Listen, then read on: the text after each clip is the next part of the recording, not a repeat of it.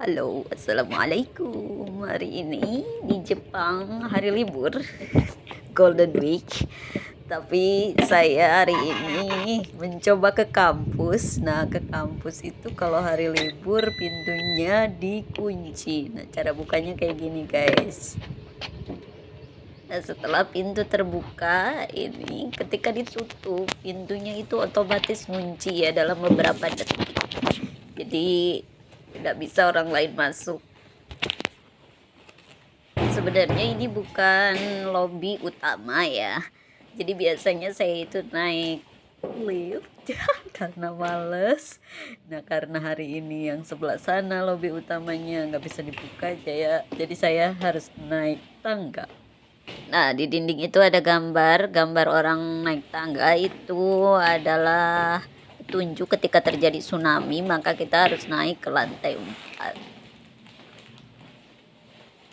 Nah, di tangga itu ada yang warna kuning itu namanya blind block. Itu buat orang buta. Nah, salah satu kelebihan bangunan-bangunan Jepang itu dia punya gambar ya, gambar denah di setiap lantai. Jadi kalau kita mau ke ruangan siapa atau ke ruangan nomor berapa itu tinggal lihat aja denahnya.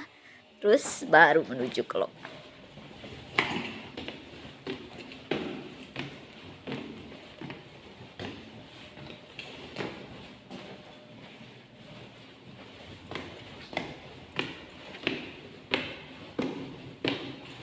Ini juga yang menurut saya menarik, ini finishing lantainya itu pakai kayak karet gitulah. Nah, terus lampunya itu otomatis nyala sendiri ya kalau ada orang lewat. Terus pintunya juga dibukanya pakai kartu pelajar. Jadi udah.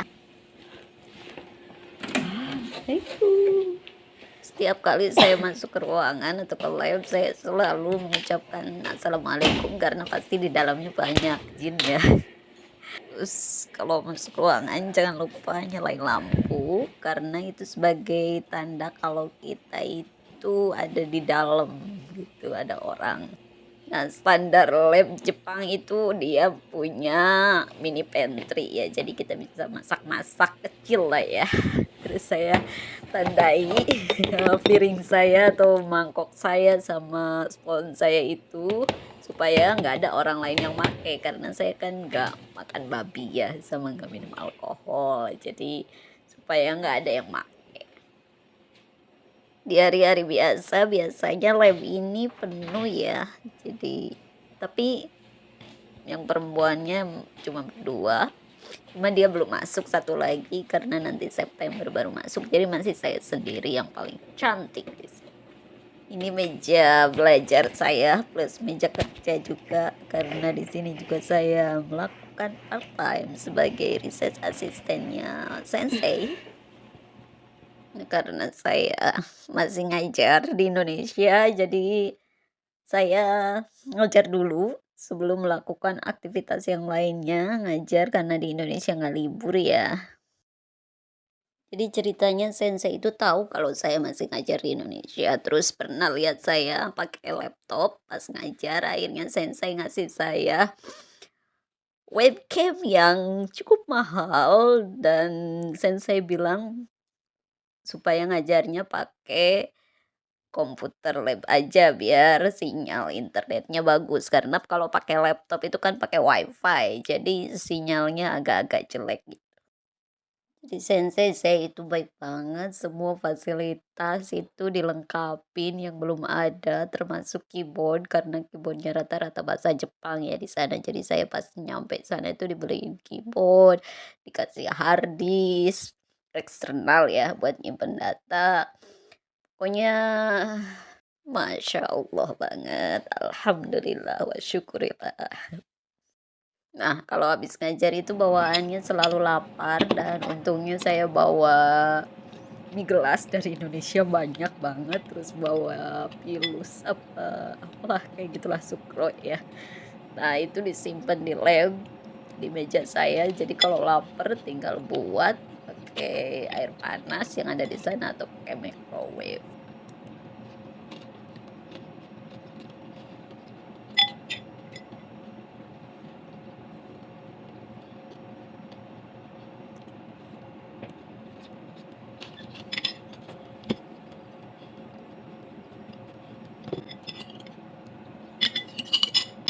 Karena makannya udah selesai ya, peralatannya sebaiknya langsung dicuci ya supaya nggak jorok ya, karena kan lab itu tempat umum, jadi kita harus menjaga ketertiban dan kebersihan tempat umum.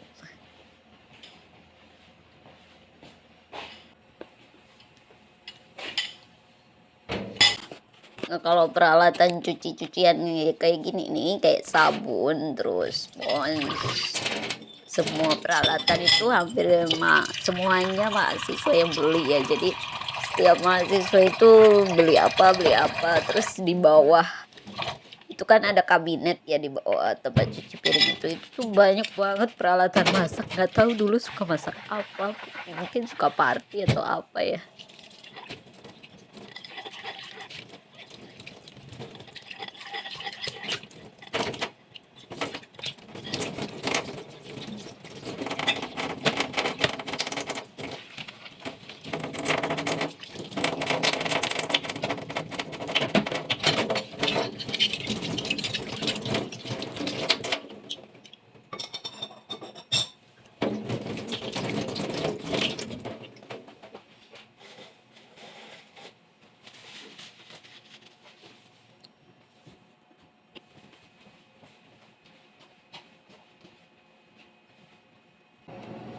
Udah selesai cuci, kita kerja lagi, pencitraannya sebentar, terus pulang.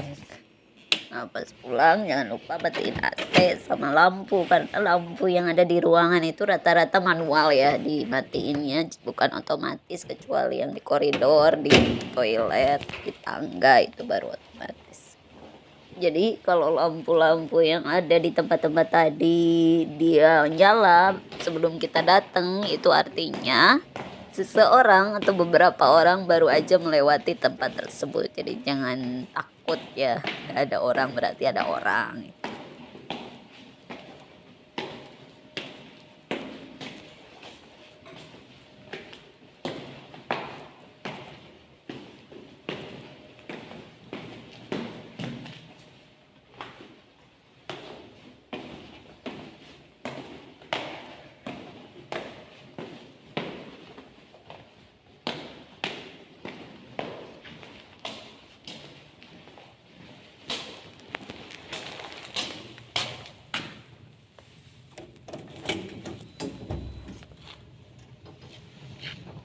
Nah, lagi-lagi pintu ini nanti otomatis nutup sendiri, bukan nutup sih, otomatis kunci sendiri ya.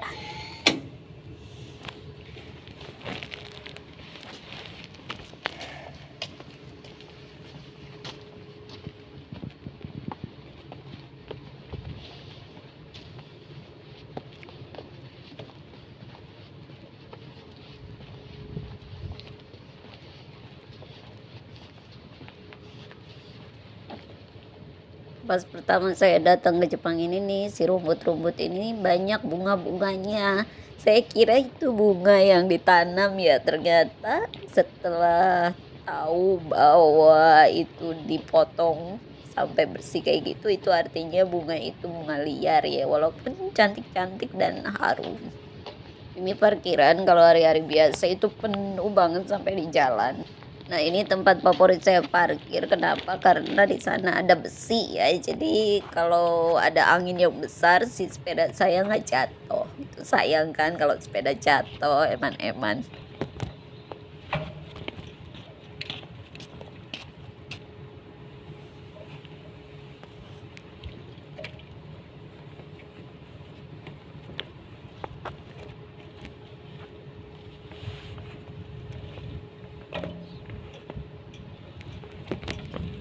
Tinggal itu nggak jauh-jauh amat dari labnya, cuma 50 meter apa 100 meter. Tapi kalau nggak bawa sepeda itu gimana gitu, karena suatu waktu butuh ke supermarket atau ke ruangan lain atau ke gedung lain, itu kan lebih cepat pakai sepeda ya. Kalau jalan itu saya kan kakinya pendek ya, jadi jalan itu mungkin orang lain udah nyampe 1 kilo, saya baru nyampe 500 meter.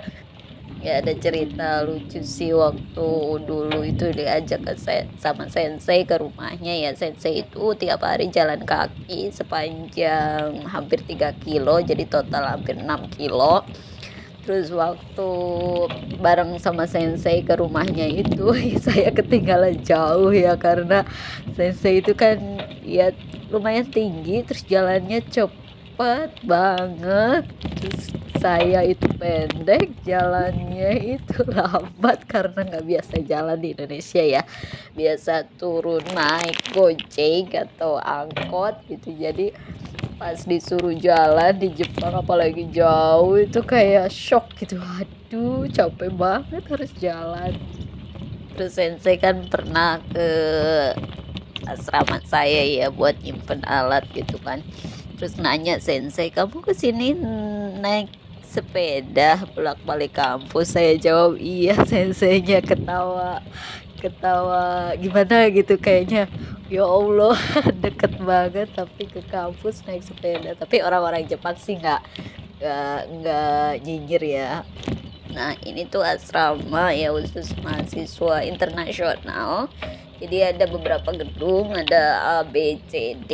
Terus masing-masing gedung itu beda-beda peruntukannya. Ada yang khusus buat perempuan, ada yang khusus buat laki-laki. Tapi masing-masing kamar kita disediakan residen asisten. Nah, residen asisten ini tugasnya itu mendampingi mahasiswa-mahasiswa asing, karena segala perdokumenan di Jepang itu semuanya bahasa Jepang, ada tukang pos bahasa Jepang, ada isian apapun bahasa Jepang. Jadi mereka bisa membantu kita ketika kita harus ngisi-ngisi form atau nerima telepon atau mau nelpon orang Jepang. Si residen asistennya sendiri itu orang Jepang dan mereka itu sama statusnya seperti kita, ada yang mahasiswa S1, S2, S3. Nah, ini tips buat yang mau parkir sepeda di Jepang, karena di Jepang itu anginnya itu cenderung besar ya. Jadi kita harus parkir sepeda itu kalau bisa yang ada besinya kayak gini. Jadi sepedanya itu ketika ada angin tuh dia nggak kemana-mana. Nah, saya pilihnya yang pendek karena supaya gampang masukinnya. Kalau tinggi itu agak susah masukin. Jangan lupa sepeda itu harus dikunci ya. Meskipun Jepang itu negara yang aman, tapi tetap aja mungkin ada oknum atau mungkin ada orang yang iseng yang ngambil sepeda kita. Jadi orang Jepangnya sendiri itu memarkir sepeda dan menguncinya.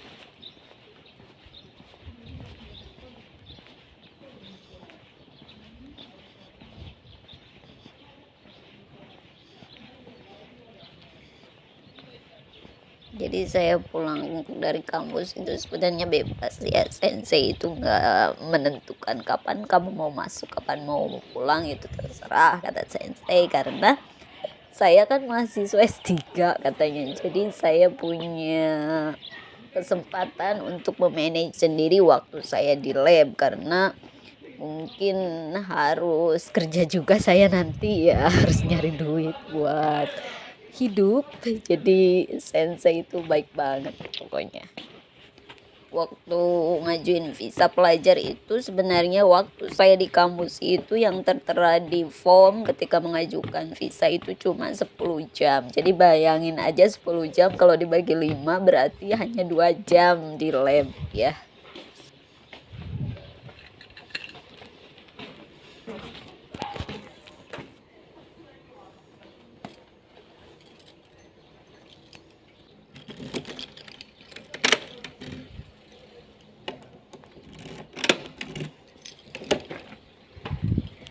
Daimo. Selama saya di Jepang, saya membiasakan diri untuk memberikan salam ya. Jadi ketika mau berangkat, tekimas, ketika pulang, tadaima, ketika orang lain mau berangkat, terasai, ketika orang lain datang, okairenasai. Jadi kayak bagian dari sopan santun kalau menurut saya. Walaupun di kampus sudah makan mie instan, tapi kan itu mie instan ya. Nah, ini beda, ini udon. Udon itu bukan mie instan, jadi nggak apa-apa ya. Satu hari makan 2 kali mie. yang satu instan, yang satu kayaknya bukan instan.